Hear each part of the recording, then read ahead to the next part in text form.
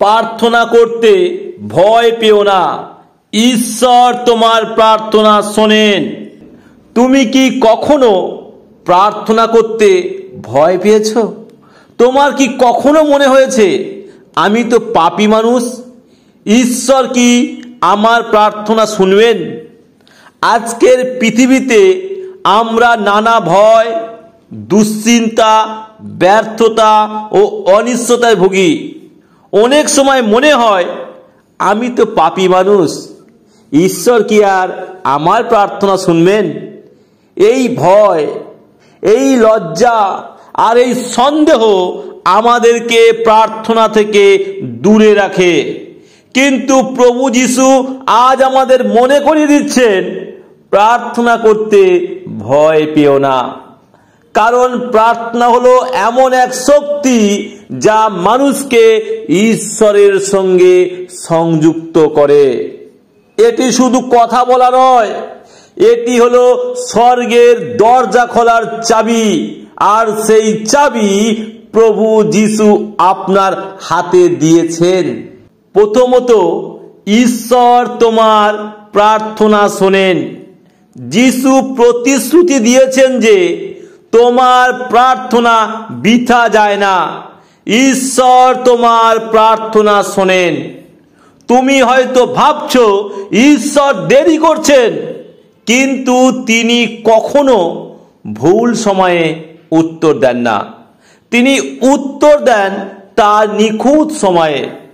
তাই প্রার্থনা করতে ভয় পেও না, কারণ প্রতিটি প্রার্থনা স্বর্গে পৌঁছে যায়।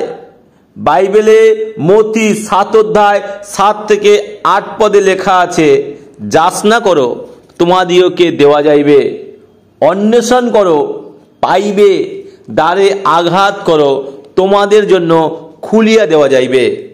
কেননা যে কেহ যাচনা করে সে গ্রহণ করে, এবং যে অন্বেষণ করে সে পায়, আর যে আঘাত করে তাহার জন্য খুলিয়া দেওয়া যাইবে। তাই খ্রিস্টের প্রিয় বন্ধু, আপনি প্রার্থনা করতে ভয় পাবেন না, প্রার্থনা করতে নিরুৎসাহিত হবেন না, আপনি ধৈর্য হারাবেন না। আপনার প্রতিটি প্রার্থনা ঈশ্বর শোনেন। তিনি অপেক্ষা করেন নির্দিষ্ট সময়ের জন্য, তিনি আপনাকে উত্তর দেবেন। দ্বিতীয়ত, ভয় আসে অবিশ্বাস থেকে। অনেক সময় আমরা প্রার্থনা করতে ভয় পাই, কারণ আমরা বিশ্বাস হারিয়ে ফেলি, অধৈর্য হয়ে পড়ি। আর শয়তান এটাই চায় যাতে আমরা বিশ্বাস হারিয়ে প্রার্থনা বন্ধ করে দিই।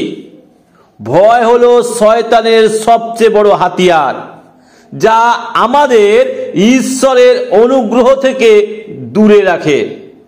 কিন্তু বিশ্বাস হলো সেই শক্তি যা ঈশ্বরের অলৌকিক কাজকে আমাদের জীবনে টেনে আনে।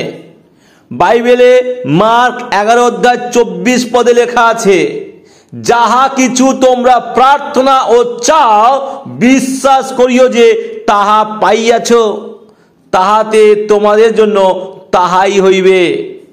তাই আমাদের মনে রাখা উচিত, বিশ্বাস প্রার্থনাকে শক্তি দেয়। যত কঠিন পরিস্থিতি হোক না কেন, বিশ্বাস নিয়ে ঈশ্বরের কাছে যাও, কারণ তিনিই বলেন মতি 11 অধ্যায় 28 পদে, হে পরিশ্রান্ত ভারাক্রান্ত লোক সকল আমার নিকটে আইসো, আমি তোমাদেরকে বিশ্রাম দেব। তাই খ্রিস্টের প্রিয় বন্ধু, প্রভু যিশু আপনার অপেক্ষায় দুহাত বাড়িয়ে দাঁড়িয়ে আছেন, আপনাকে ভয় থেকে, সমস্যা থেকে, কষ্ট থেকে বিশ্রাম দেওয়ার জন্য। তৃতীয়ত, প্রার্থনা তোমাকে পরিবর্তন করে। ফিলিপিও 4 অধ্যায় 6 থেকে 7 পদে লেখা আছে, কোনো বিষয়ে ভাবিত হইও না, কিন্তু সর্ব বিষয়ে প্রার্থনা ও বিনতি দ্বারা ধন্যবাদ সহকারে তোমাদের যাচনা সকল ঈশ্বরকে জ্ঞাত করো। তাহাতে সমস্ত চিন্তার অতীত যে ঈশ্বরের শান্তি, তাহা তোমাদের হৃদয় ও মনকে যিশু খ্রিস্টতে রক্ষা করিবে। প্রার্থনা শুধু ঈশ্বরকে পরিবর্তন করে না, বরং আমাদের হৃদয়কে পরিবর্তন করে। যখন তুমি প্রার্থনা করো তোমার মনের ভয় মিলিয়ে যায় আর ঈশ্বরের শান্তি তোমার মনে ভরে যায়। সেই শান্তি পৃথিবীর কোনো কিছুই দিতে পারে না। চতুর্থত, প্রার্থনা তোমাকে সাহস দেয়। যখন তুমি হাঁটু গেড়ে প্রার্থনা করো তখন তুমি উঠে দাঁড়াও একজন সাহসী যোদ্ধা হয়ে। দাউদ গলিয়াত বীরের সামনে দাঁড়াতে সাহস পেয়েছিলেন, কারণ তিনি প্রার্থনাকারী মানুষ ছিলেন। দানিয়েল সিংহের গর্তের থেকেও প্রার্থনা করলেন, আর ঈশ্বর সিংহের মুখ বন্ধ করে দিলেন। গীত সংহিতা 34 গীত 17 পদে লেখা আছে, ধার্মিকেরা চিৎকার করলে প্রভু শোনেন এবং তাদের সব বিপদ থেকে উদ্ধার করেন। প্রার্থনা এমন এক শক্তি যা ভয়কে দূর করে, দুর্বল মানুষকে করে তোলে ঈশ্বরের যোদ্ধা। তাই পরিস্থিতি যতই কঠিন হোক না কেন, প্রার্থনা করতে ভয় পেও না। তাই প্রিয় বন্ধু, ঈশ্বর তোমার প্রার্থনার অপেক্ষায় সর্বদাই থাকেন। তিনি লক্ষ্য রাখেন আপনি কখন তার কাছে প্রার্থনা করছেন। আপনার মনের দুঃখ, কষ্টের, ব্যথার, যন্ত্রণার কথা কখন তার সাথে শেয়ার করছেন।